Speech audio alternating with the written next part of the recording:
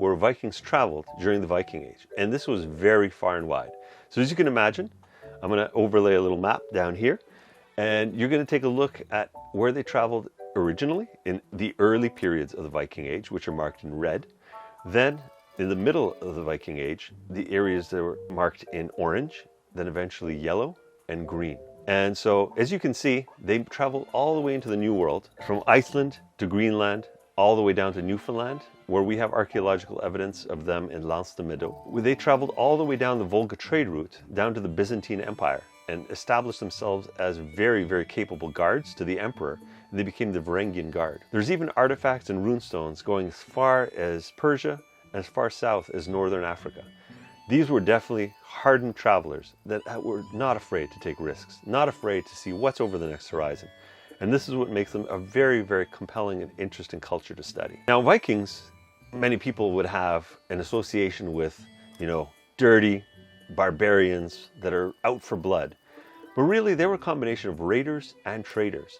Many of the times they would travel, picking up goods as they traveled and bring them to far-flung reaches of their known world to actually be able to turn those into really, really big paydays for them. They dealt with amber, they dealt with slaves, they dealt with any kind of commodity that would actually be able to turn them a profit wherever they were going. And where they traveled with sword and spear.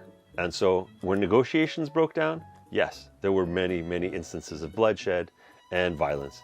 And this is what makes them very compelling peoples, because they would start their interactions on a very much a personal level to try and understand the languages of other cultures, their customs, and be able to realize that there's a lot to be gained by doing this peacefully.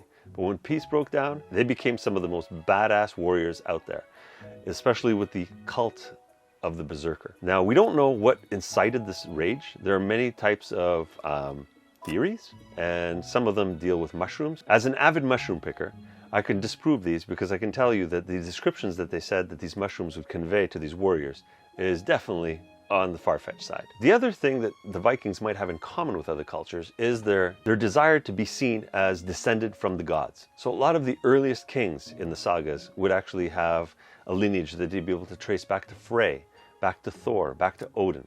And so this actually adds a lot of mystique to a lot of the early stories. A very common fallback in pop culture is to go back to these very, very dark and violent times. So when you look at movies like 300 that would really glorify the Spartans, there's no surprise that the Vikings rank right up there.